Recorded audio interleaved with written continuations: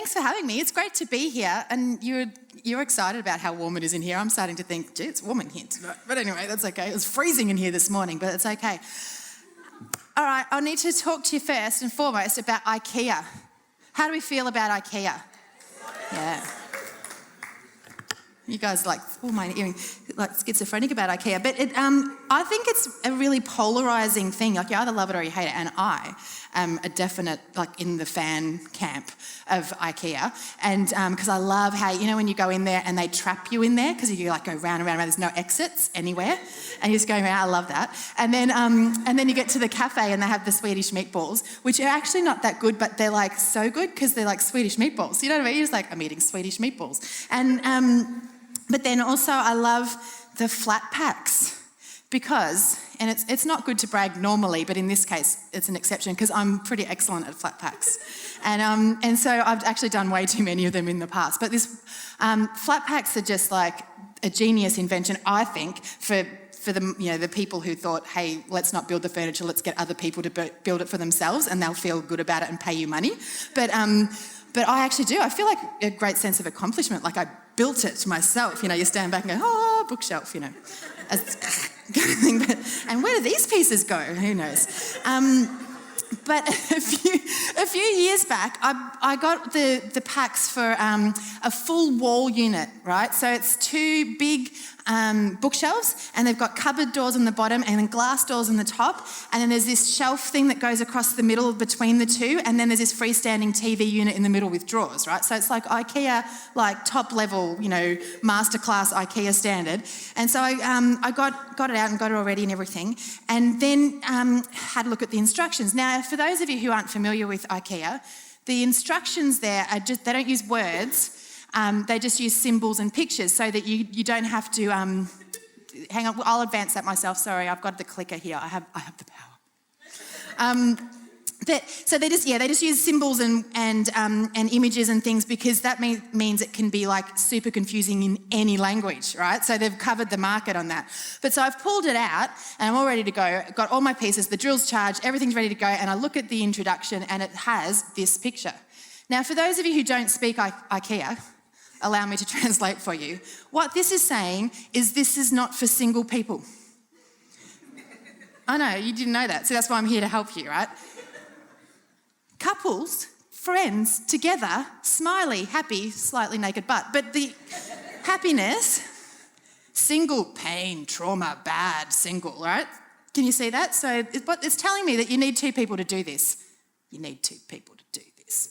So I'm I'll give you anti-singleness, right? I'm going to do this myself. And so I did.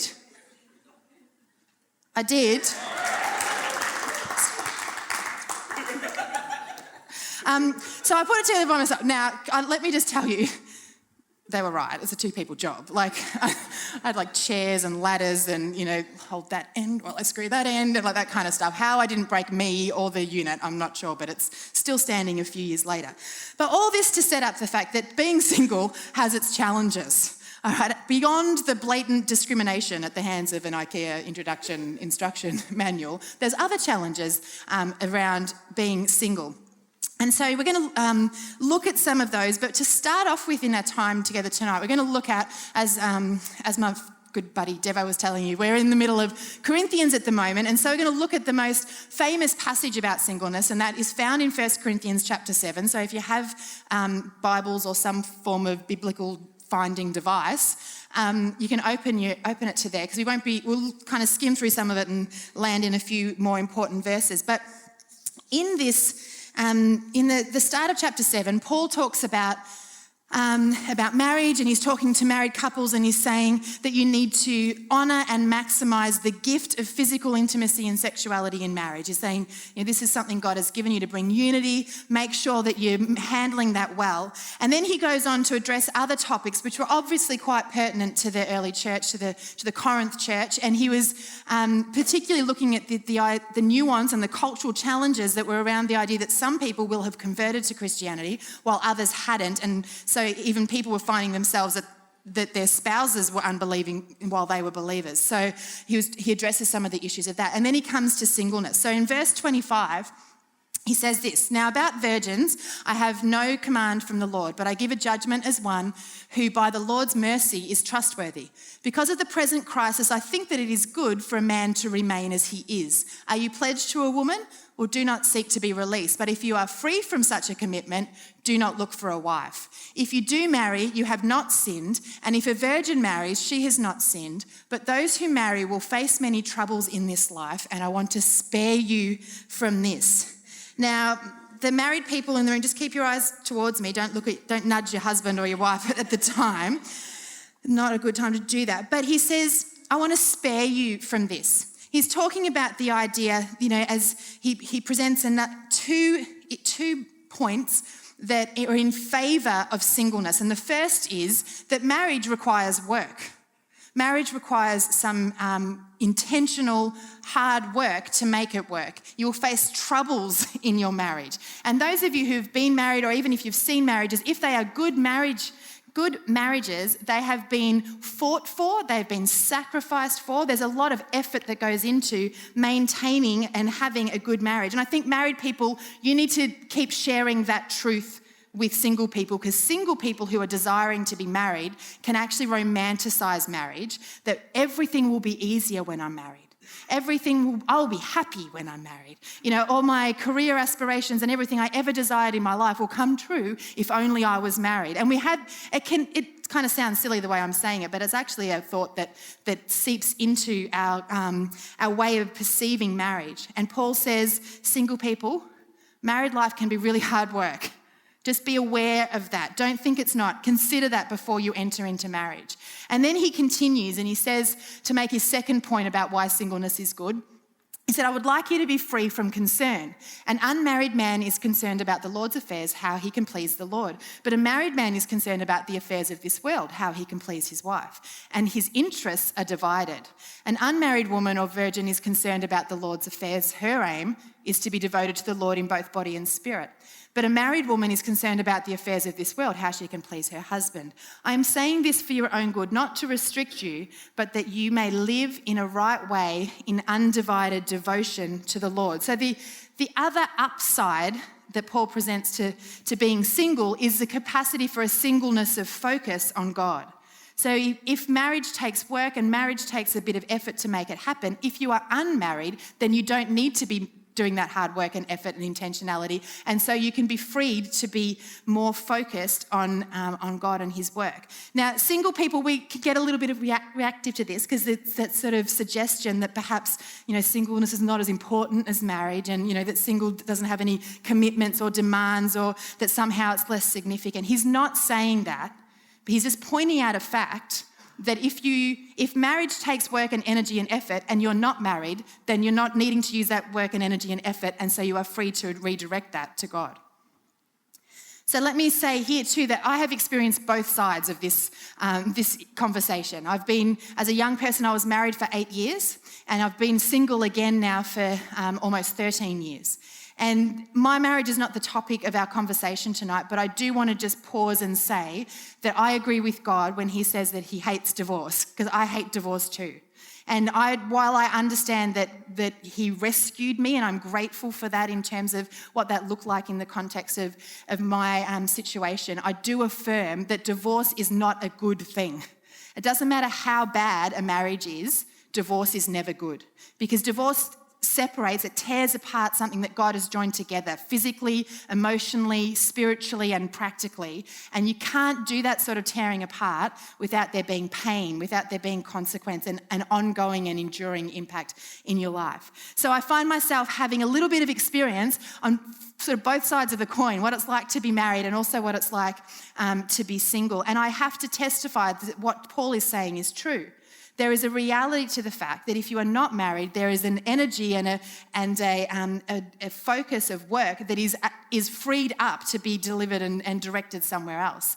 And I've been in my role over at Werribee Baptist now for over 12 years. I celebrated my anniversary last month, but I have absolutely no doubt that the ministry that God has has established through me and the way that has looked and the fruit that has been born there is a direct result of my flexibility and availability in the way that I've been able to minister because of my singleness. Now, I'm not saying that single pastors are better pastors or something like that, or, you can only do it well if you're single, but I'm saying that God has maximized that in my life and has used that for his glory and his kingdom benefit. So singleness has its advantages and it has its strengths. Paul presents some of those there. And it's from this passage that we get this, Paul is quoted as, talking about this idea of the gift of singleness.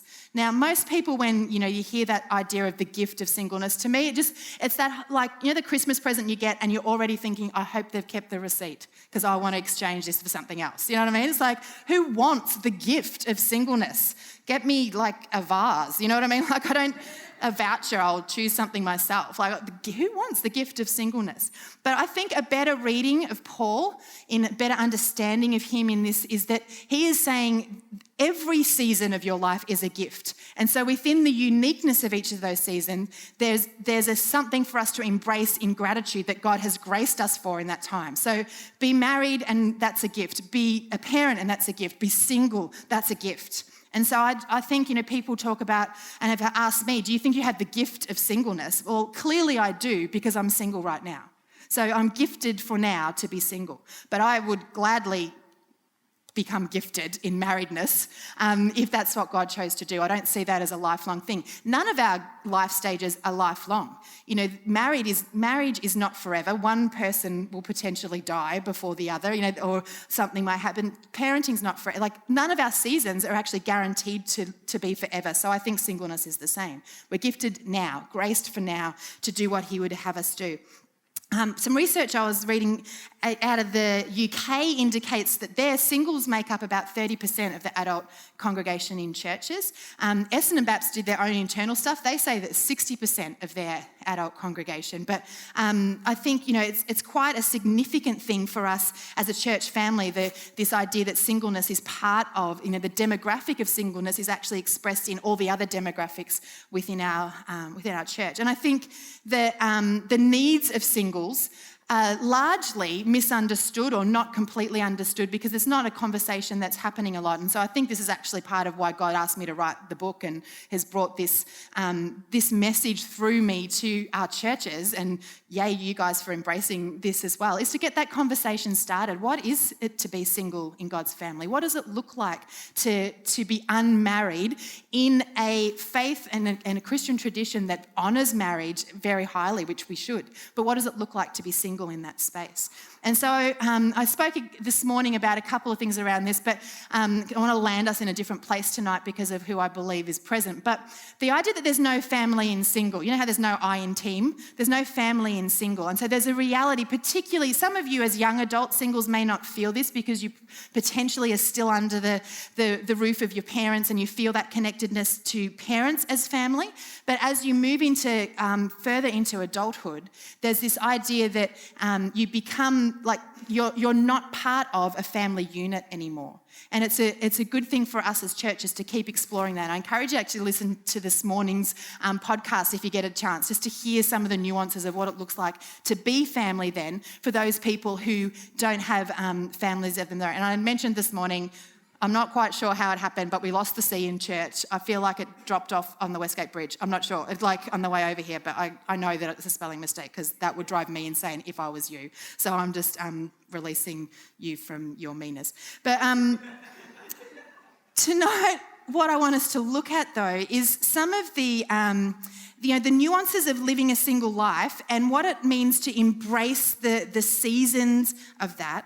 To consider that while we are single, that the fullness of God, all that he has for us, what he desires that we would experience, needs to be met in other places. Because what we're meant to experience in family, in marriage, in parenting, in that sort of family unit, we're all meant to experience it. God desires that we would all experience that. So if you're not married, what does it look like to actually feel that sense of belonging, to feel that sense of connection in a family unit?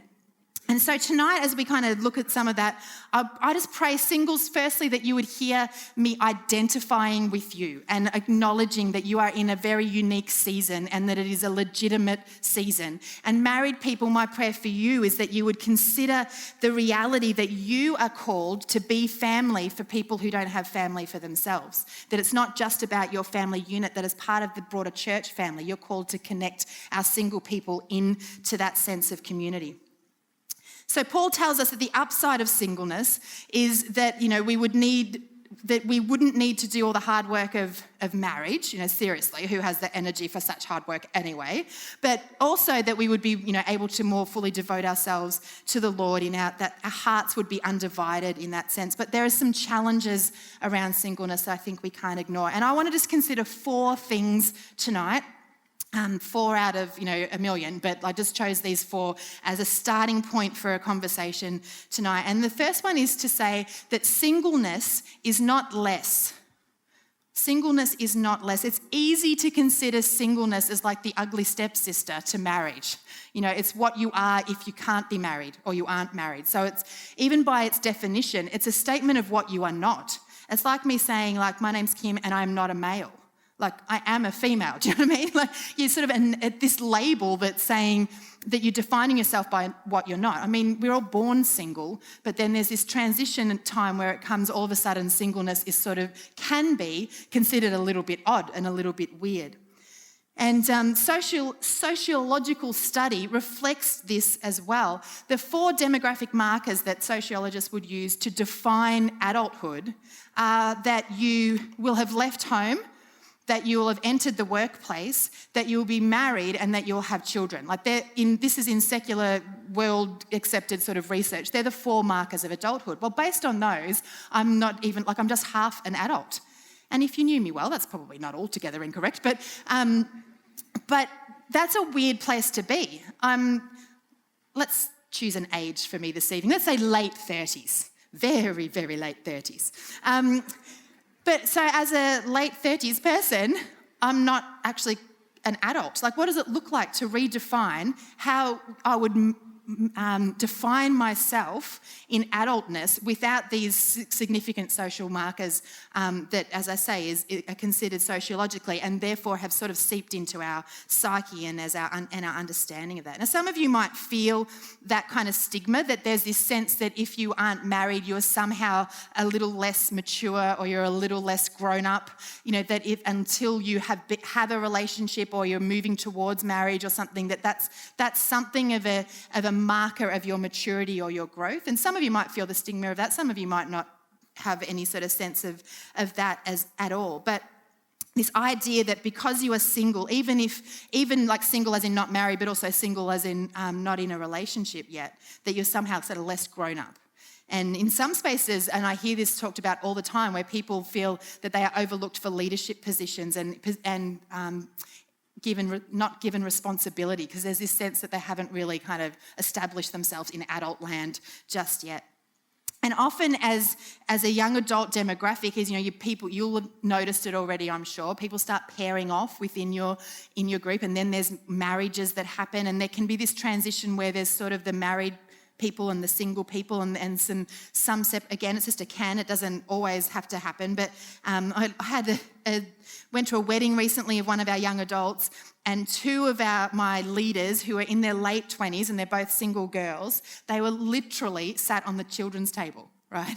And so, but people who were younger than them, but in couples, were sat together with older people and older couples. And so there was this idea that, you're single, like the 12-year-old, and so they were sort of paired together. But what does that look like for us as transitioning into adulthood, but maybe without that marker? This idea that single is less is really contrary to what Paul is saying. He's actually sort of elevating and saying it's actually quite good. There's some really upsides to it, but also I don't think that's what God would have us hear.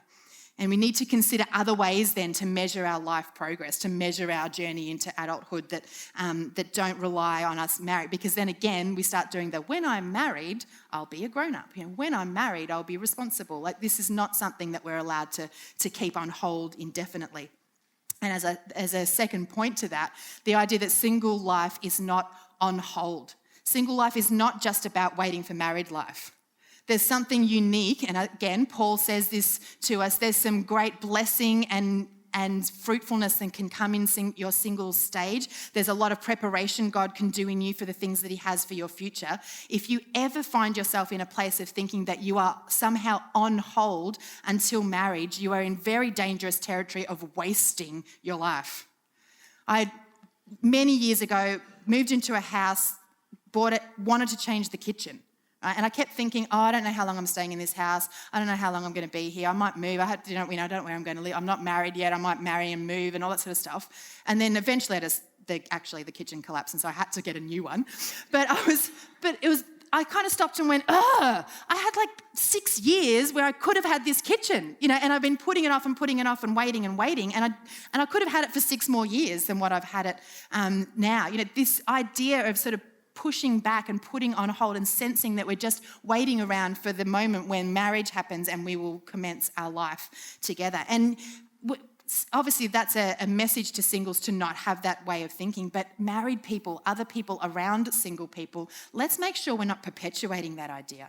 Let's make sure that we're saying, hey, like you're single right now, are you maximizing that?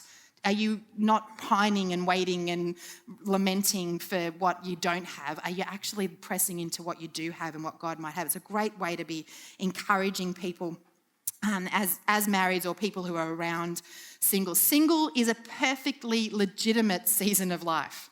And in fact, Paul says it's a gift, not just forever, maybe just for a bit, but for however long it is. Make sure that you don't get to the end of whatever season it is, whether it's when you get married and stop being single, or even when you transition to a new stage of life and you're still single. Don't get there and look back and regret that you lived a life on hold. You maximise where you are while you're there. Singles desire and require intimacy.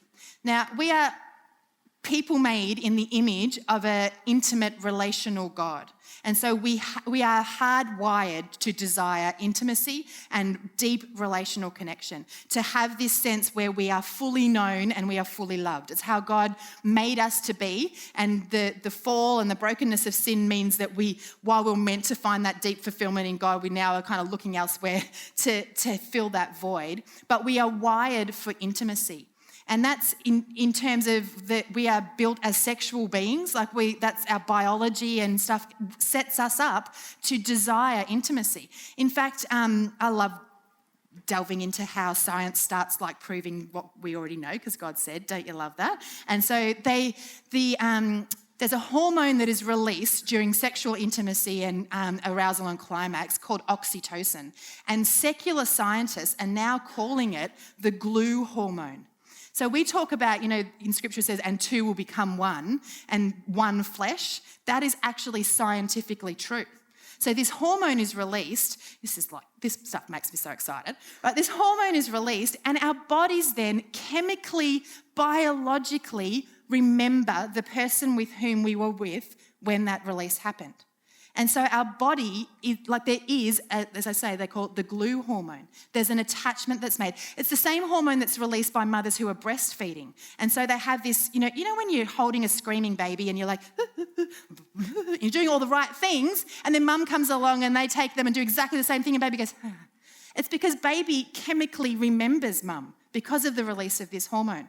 So we're designed then to experience and desire intimacy, and that our biology actually draws us towards that. So as pre-married or not married young adults, we are still biologically wired to desire that intimacy, because that's why we are made that way, so we will want that. We are made to be attracted to other people so that we will be attracted to the person that God brings to us, who He wants us to find unity with. And so there's a big question then around those outside of covenant and married relationships. What do we do with that desire for intimacy? What does it look like to experience appropriate and safe and healthy physical touch? What does it look like to experience that knowing and being known, those relationships that are so close and so connected, and where outside of the married relationship where you would hope that would be expressed, that you are finding that sort of depth of connection with other people. And I think this is, again, it's a question for single people, but it's also this presses out to the broader church. How do we get around single people to make sure that they are experiencing the intimacy, the safety, the love, the depths of knowing and being cared for that God would have each of us experience? And how does it go about then for singles outside of marriage in terms of managing lust and managing sexual desire in healthy ways? Not settling for this sort of counterfeit expression of it that just comes at us from all sorts of different ways, whether it's pornography or intimacy outside of a married relationship. Lots of questions to ask, but you need to recognize as a single person that you are wired for it. You desire it and you require it. That's how God made you. It's not a matter of it just gets shut down until it gets flicked on when you're married or when you find the person you're meant to be married to. It's a good thing to be aware of. And finally, the final encouragement that I would give us is that singles should serve like singles.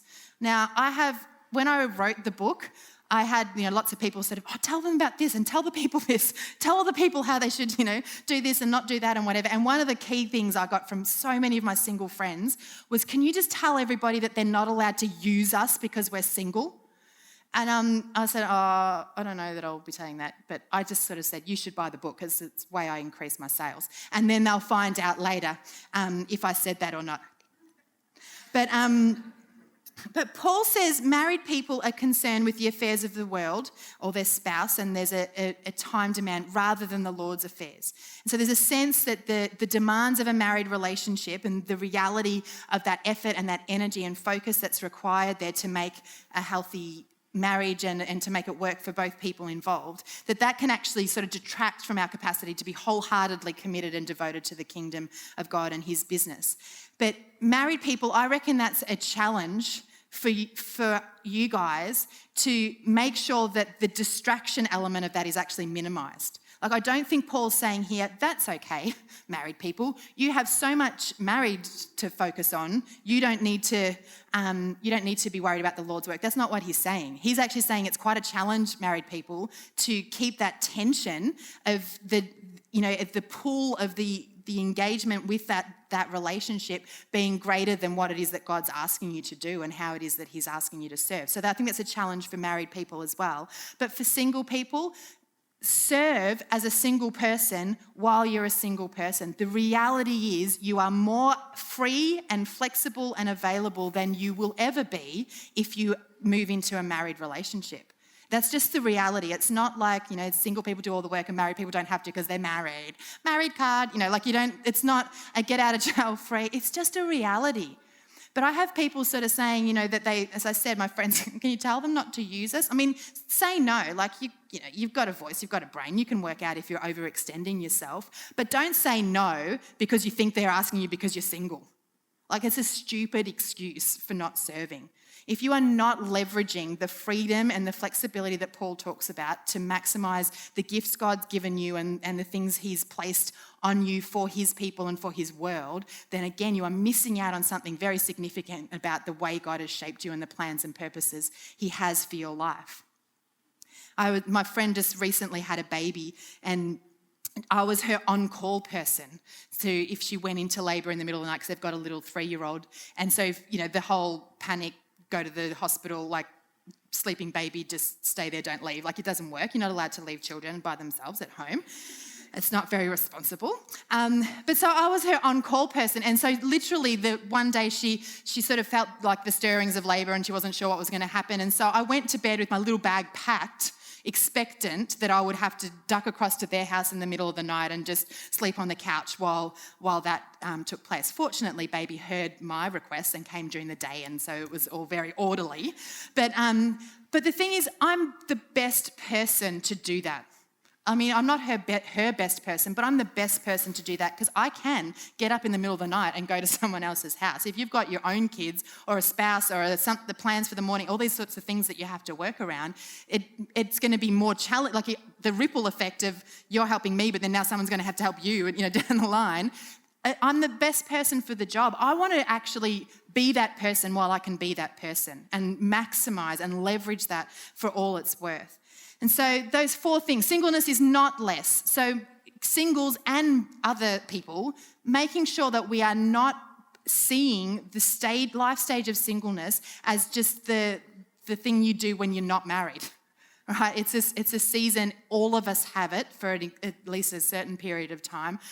What does it look like to elevate that to the status and standing it should be? Single life is not just being on hold for the better thing to come. And if you are doing that, you are wasting your season. And you know, if I was God, I'd smite you.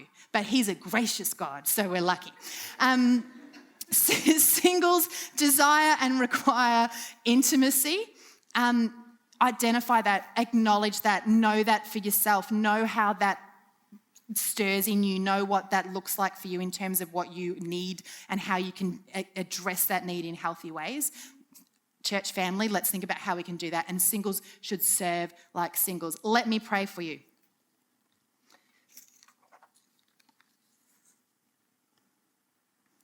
Father God, I thank you that you have this grand plan and design of how our lives and how our families and our world would operate, that you give us one another to journey with, Lord, that you place us in families, that you connect us with other people, that when as we move through different seasons and stages of life, that you gift us for those. Father, I pray for everyone in this room. I pray for those who are single.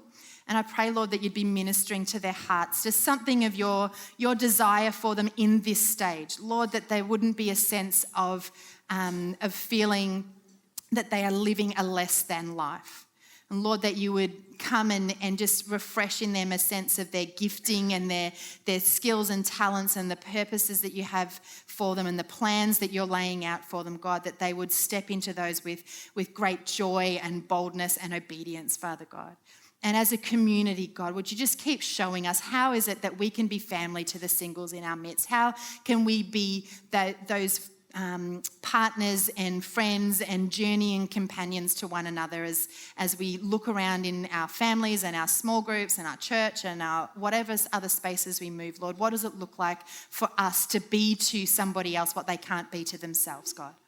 I pray that you would just keep these questions bubbling in us, turn on our antennas and, lift our eyes to see how it is that you might use us to speak your love and your grace and your truth to one another in this way. And I pray that in Jesus' name. Amen.